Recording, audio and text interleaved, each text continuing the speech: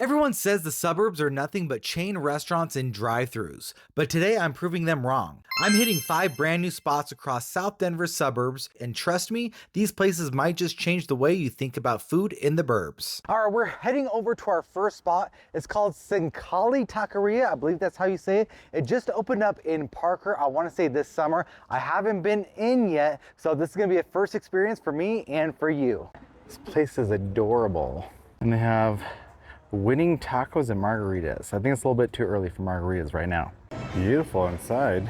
So they're known for their street tacos. They do have some entrees as well. What I don't like, and you know, there's not a lot of people in here right now, chips and salsa, $3.99. I did order that because I want to try it, but why am I paying for chips and salsa? All right, but I did get their street tacos. I got 3 of them. I got their pork al pastor. I got their campechano, which is a mix of 3 different meats, and then I got their asadas. All right, I do a lot of Mexican food here, you know that. So first gotta salt those chips. Salsa looks nice and deep and rich and red. I'm gonna give you my honest opinion here. The salsa doesn't really taste like much. I'm not just saying that because I paid $4 for it. I'm not really getting any spice, I'm not getting any salt, I'm not getting any acid. I do love that it's 90% puree, like I said, but yeah, not a ton of flavor here. All right, our tacos have arrived from left to right. We have our asada, our campechano, and then our al pastor. First thing we gotta do is just give it a little squeeze of lime. And then we also have our salsas. We have the tomatillo, we have their chipotle, and then their fire roasted salsa, which is, I'm not sure if this is the same as the chips and salsa. Hopefully there's a little bit more flavor in that. So these babies are double wrapped. The smell coming off of the hair is amazing. Really good texture on that meat. The steak is just slightly chewy, just slightly. Wish it was a little bit more tender, but they do have some big pieces like you saw. So maybe cut a little bit smaller, I don't know. Campechano, we're gonna go with our chipotle. And there you go, nice and bright and orange. This one has their tinga, their carnitas, and their chorizo. So this chipotle salsa, this one is a little bit hotter than she let on. She said medium, I think it's a little bit more than that. Definitely more flavor, more spice in this than in the salsa that came with the chips and salsa. So I like this one a lot. It's like super smoky, mixed with all the different meats in there. That's a really flavorful bite. This is supposed to be their spiciest, so we're gonna go ahead and just put a little bit of that on there. I love the al pastor, so I have high hopes. Love the char on the meat. Immediately you taste the sweetness from the pineapple. I'm not getting as much heat from the salsa, which is okay by me. Didn't start off strong with the chips and salsa, but the tacos are really good. I would give these probably a 3.6 out of 5. I don't want to eat too much tacos because the next spot coming up is another taco spot, believe it or not. Our next spot is an oldie but a goodie, but it's new to Parker, and that's Venalonzo's Tacos. You've probably seen them in previous videos of mine in viral restaurants. They do have award-winning birria, and they make everything out of it. They have pizzas, they have egg rolls, tacos of course, quesadillas, breakfast burritos. Let's get inside. And I really love this meal over here.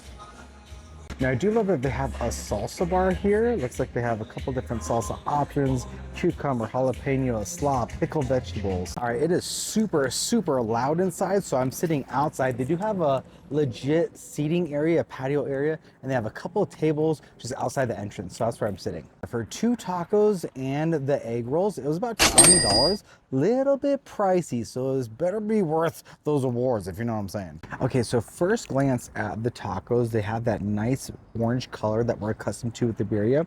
Now they have some stringy cheese going off here that is nice and crunchy, although it does look a little bit dark. I don't think I've seen a birria, especially from Venalonzo's, that has looked like this, but it does seem kind of fun.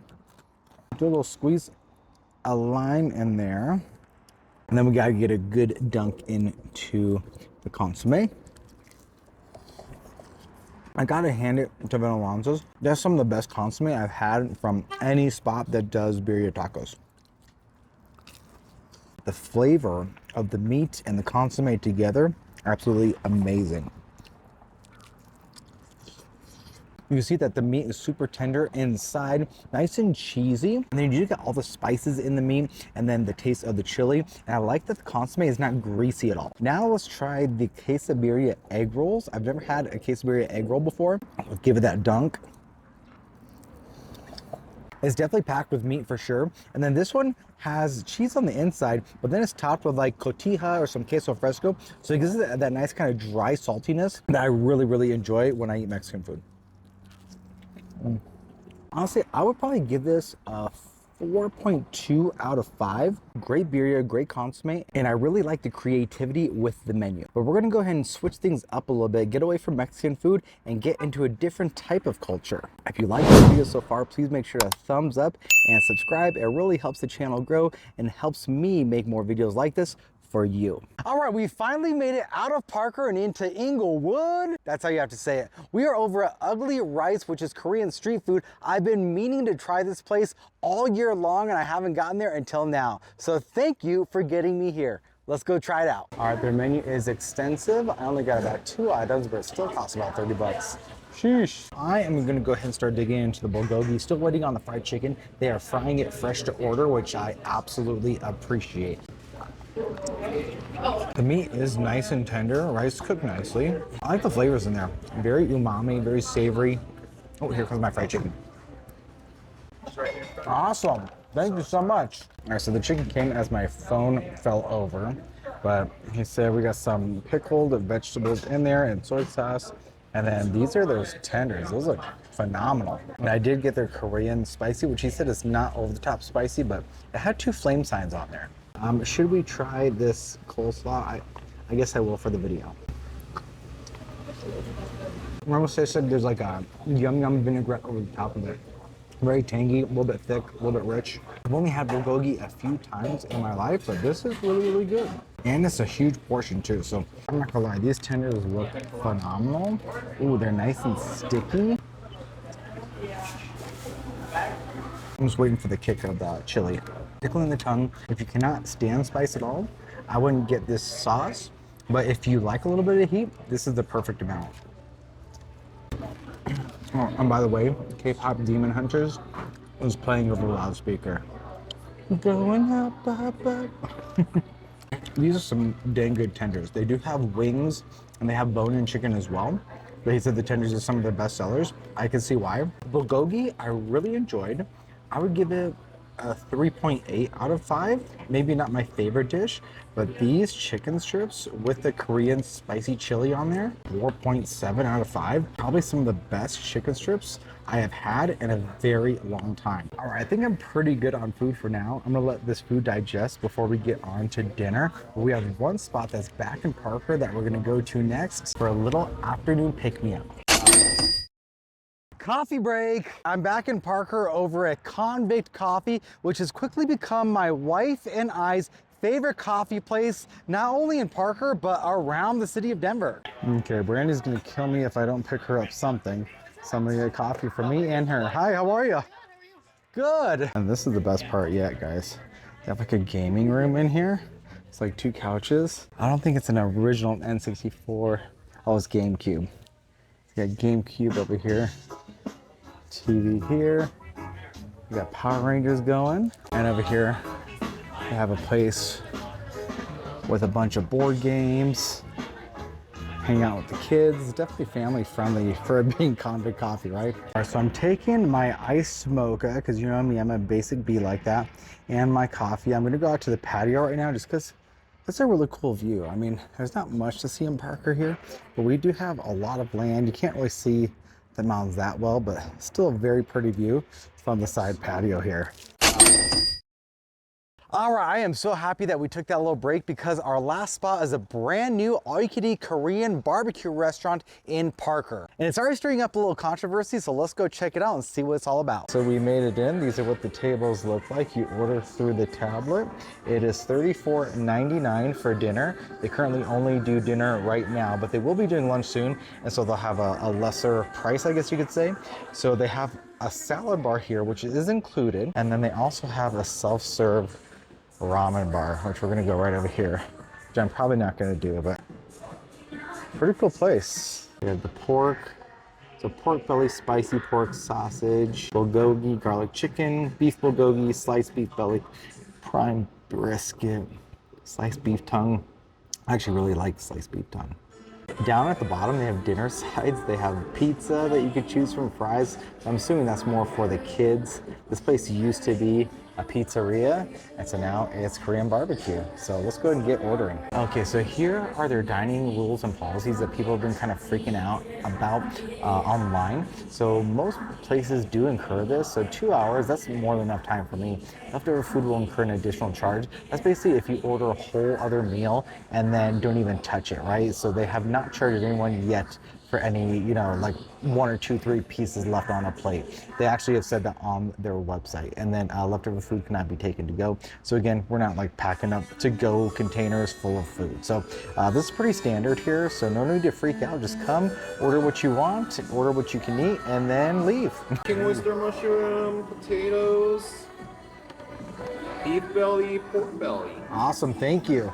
Short ribs. Awesome, thank you so much. I highly recommend do the raw meats first and then do the marinated meats later. Okay. So flavor doesn't mix. Okay, Okay. perfect. Have Thank you you. been to any other Korean barbecue? It's been a while. It's been a while. But Yeah, I have been before, but you know what to do, right? yeah, just kind of throw it on there and get cooking. Yeah.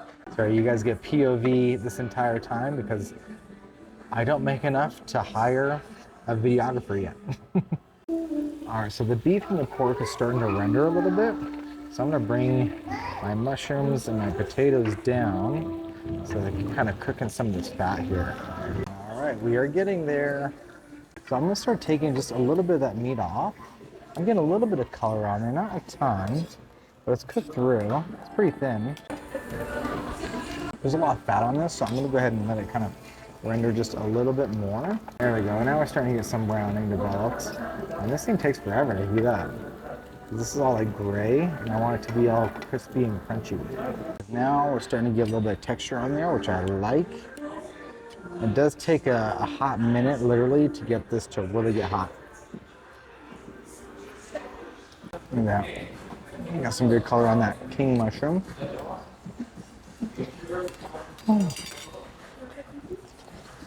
Hot. The mushroom and the beef together. That's really good. Getting a little bit of that crispy pork into the bean paste.